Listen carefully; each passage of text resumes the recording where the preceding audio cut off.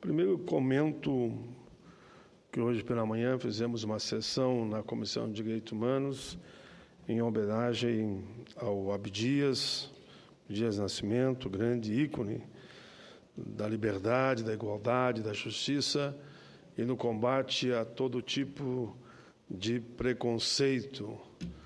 Tivemos lá 2 mesas, representantes do governo, a sua esposa, hoje viúva, tivemos ministros, convidados internacionais, todos fazendo uma sessão de homenagem, mas, ao mesmo tempo, de lembranças dos grandes momentos de Abdias Nascimento, onde, inclusive, convidados de outros países estiveram presentes. Mas amanhã eu comento mais sobre essa sessão. No dia de hoje, senhor presidente, eu, com esse meu pronunciamento, me somo àqueles tantos brasileiros e brasileiras que lembram que esta data de hoje é a data de 61 anos do suicídio de Getúlio Vargas. Amanhã, na própria Comissão de Direitos Humanos e também aqui no Senado, nós teremos uma sessão de homenagem a Getúlio Vargas. Mas, enfim, faço aqui a homenagem no dia de hoje, sabendo que vou participar das sessões que vão acontecer amanhã, tanto na Comissão de Direitos Humanos, como também no plenário desta Casa. Senhor presidente, senhoras e senhores senadores, lutei contra a expoliação do Brasil. Lutei contra a expoliação do povo. Tenho lutado de peito aberto. O ódio, as infâmias, a calúnia não abateram meu ânimo. Eu vos dou a minha vida. Agora ofereço a minha morte. Eu vos dei a minha vida. Repito, agora ofereço a minha morte. Nada receio. Serenamente dou o primeiro passo no caminho da eternidade e saio da vida para entrar na história. Trecho final da Carta Testamento de Getúlio Dornelles Vargas, que há 61 anos, no dia 24 de agosto de 1954, cometeu suicídio na então sede do governo federal, Palácio do Catete, no Rio de Janeiro. No sepultamento em São Borja, lá no meu Rio Grande do Sul, fronteira do Brasil com a Argentina, o alegretense Oswaldo Aranha, seu companheiro de jornadas e batalhas, levanta a voz aos céus e diz: Getúlio, quando se quiser escrever a história do Brasil, queiram ou não alguns, tem-se que molhar a pena no sangue do Rio Grande do Sul, e ainda hoje, quem quiser escrever e descrever o futuro do Brasil, terá de molhar a pena no sangue do teu coração. Senhor presidente, todos os anos, nesse dia, eu sei também que companheiros do PDT, do PTB e de outros partidos, também, além desse que, no momento, ocupa a tribuna, eu digo, todos os anos, nesse dia, eu venho a esta tribuna para relembrar o passamento de Getúlio Vargas. Primeiro, por uma questão pessoal e familiar. Meu pai, getulista, brizolista, de 4 costados, como falamos lá no Sul. Segundo, porque acredito no Brasil e na sua gente, em uma pátria livre e soberana. Acredito num país com direitos e oportunidades iguais para todos. Getúlio Vargas fincou raízes e bases sólidas. Por sua decisão, foram criados a Petrobras, a Eletrobras, o Banco Nacional de Desenvolvimento Econômico, o atual BNDES, a CSN, Companhia Vale do Rio Doce, o Ministério do Trabalho. Com Vargas no poder, o país conheceu a Justiça do Trabalho, a Previdência Social, a Carteira do Trabalho, a ACLT, o salário mínimo, as férias anuais, o descanso semanal remunerado e tantos outros benefícios que hoje, com certeza, estão em risco a partir do projeto da terceirização e de outros.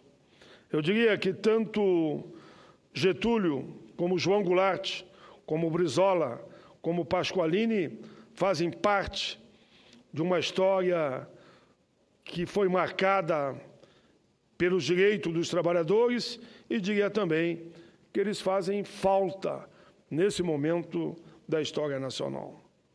Getúlio soube negociar com os empresários a criação do Sistema S.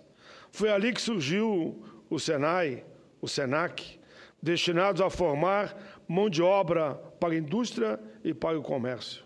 Nascia assim no Brasil o Sistema S e, com ele, o ensino técnico profissionalizante.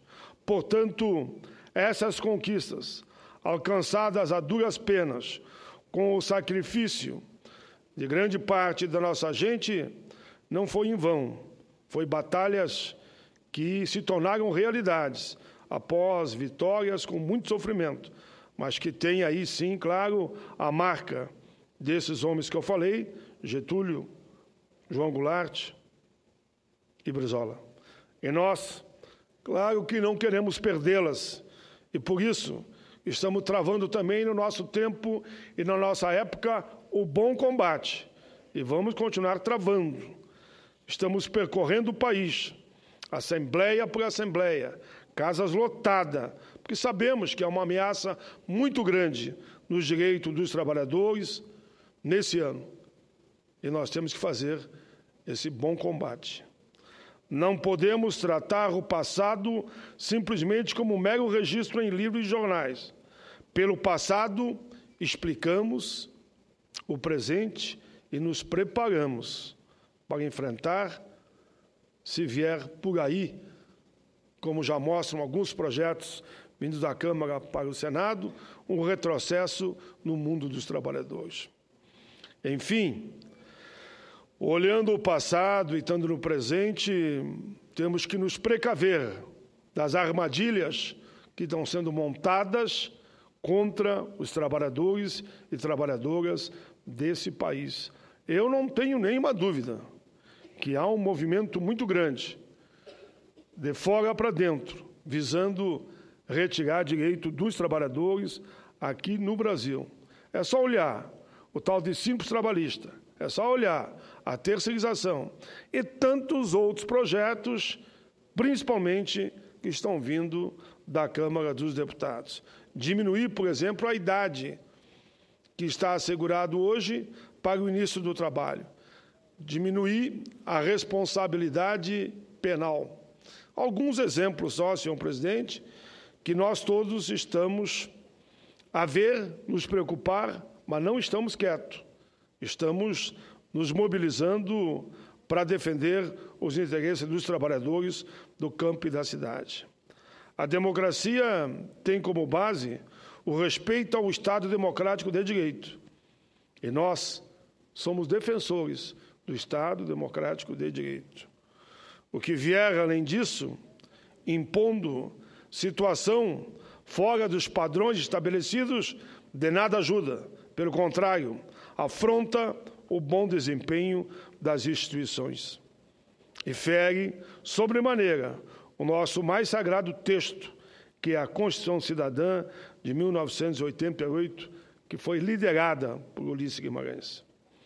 Dentro da lei, já dizia um revolucionário gaúcho, nos grandes enfrentamentos que tivemos lá no solo gaudério, ele dizia, dentro da lei tudo, fora da lei nada. Por isso, senhor presidente, eu faço nessa homenagem a Getúlio um alerta das minhas preocupações no presente. Quero também, senhor presidente, dizer que a Comissão de Constituição e Justiça aprovou na semana passada, em caráter terminativo, relatório do senador Álvaro Dias ao projeto de lei número 502 de 2011, de minha autoria, que obriga pessoas jurídicas integrantes da administração pública indireta federal a divulgar nomes completos, currículos, endereço, telefone, e-mail institucional e de seus conselheiros e dirigentes, inclusive na internet. Conforme o relatório, o fornecimento de informações sobre aqueles que exercem essas funções estratégicas na administração dará condição ao controle social sobre essas escolhas, além de ir ao encontro de outro princípio constitucional, que é o da publicidade. É bom, senhor presidente, eu poder dizer que foi aprovado por unanimidade. Todos os senadores deixaram claro que a transparência, como a gente tem aqui no Senado, né? Os nossos funcionários, os assessores, todos têm ali data, nome, salário e função. O projeto, que no momento eu estendo, define como dirigente de pessoa jurídica na administração pública indireta todo profissional que exerça funções de direção e chefia do dirigente máximo da entidade até o terceiro nível hierárquico inferior. A proposta está amparada nos princípios do interesse público, da eficiência, repito, da publicidade e tem por fim dar transparência absoluta às informações relativas aos profissionais que ocupam cargo de direção e assessoramento das entidades da administração indireta, bem como dos membros dos respectivos conselhos. Registra que os currículos desses profissionais devem espelhar experiência profissional compatível com as atividades que desempenham. Creio que esta Casa, ao aprovar esse projeto singelo e que não traz prejuízo para ninguém, está apenas colaborando com a transparência do serviço público, além de ir ao encontro dos desejos e anseios da população brasileira. Por fim, senhor presidente, quero ainda deixar registrado a importância que teve para nós todos um tema que abordo agora. É uma questão de suma importância para os nossos idosos. Podemos dizer que se trata mais de uma questão legal, uma questão de justiça.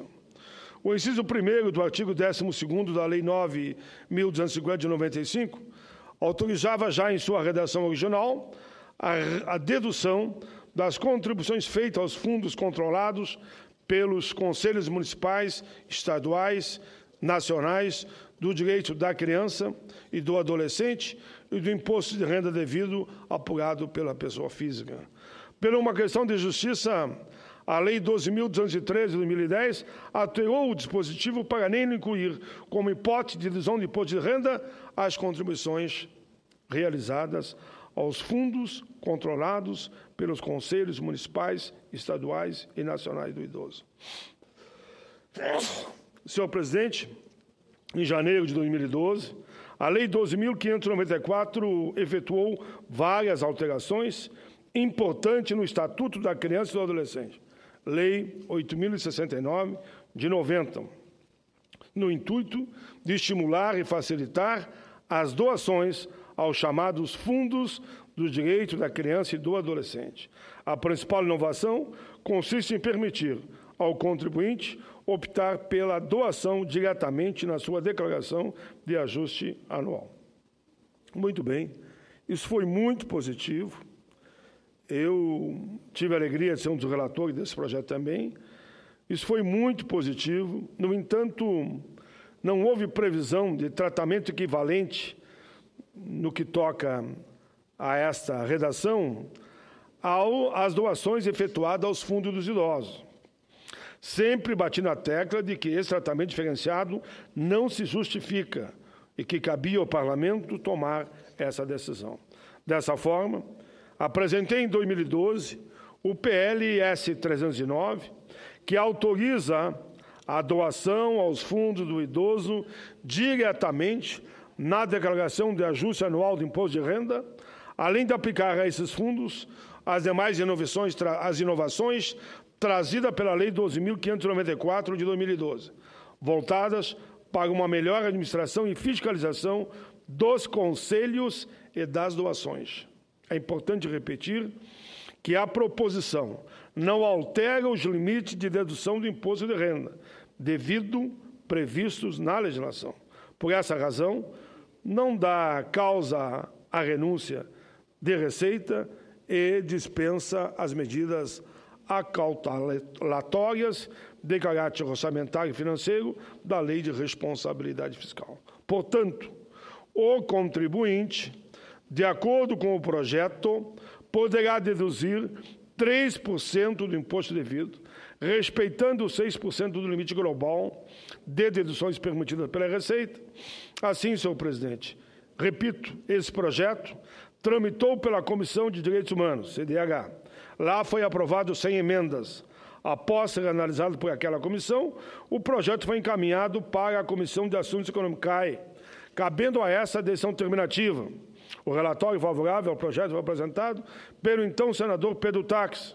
No entanto, foi apresentado o requerimento para a tramitação do PL 309 de 2012, em conjunto com outros projetos de lei. Assim, ele foi encaminhado à Secretaria-Geral da Mesa. Em virtude do final da legislatura, a proposição foi novamente distribuída à CAE, aplicando-se a ela o artigo 332 do Regimento Interno. A proposta aprovada, em decisão terminativa na Comissão de Assuntos Econômicos, recebeu o parecer favorável e foi aprovado, senhor presidente, mediante o brilhante trabalho feito pelo senador Fernando Bezerra Filho. Assim, os idosos, tanto a nível de município, Estado e União, agora, definitivamente, claro, o projeto vai para a Câmara, uma vez aprovado lá para a sanção, poderão receber doações de imposto a pagar do contribuinte diretamente para esses fundos. Isso melhorará muito, senhor presidente, a situação dos idosos no país. Por isso, eu me congratulo aqui com a comissão e agradeço principalmente ao senador Fernando Bezerra Filho, que foi o relator desse projeto.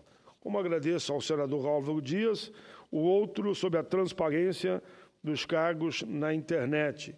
E, naturalmente, cumprimento principalmente o senador Racir Gurgás, todos os trabalhistas. Eu vou estar junto. Faço hoje já essa abertura, que eu sei que Vossa Excelência vai dar continuidade, mas também nas sessões que teremos na terça e na quarta, em homenagem a Getúlio Vargas. Agradeço, senhor presidente, agradeço a Vossa Excelência.